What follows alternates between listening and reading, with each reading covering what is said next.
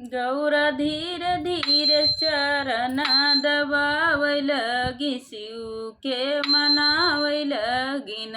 गौरा धीरे धीरे चरण दबावै लगी, शिव के मनावै लगिन। गौरा धीरे धीरे चरण दबावै लगी, शिव के जगावै लगिन। उठो नाथ भाए भोर, पंछी करे लागे शोर। उठ नाथ भाए भोर, पंछी करे लागे शोर।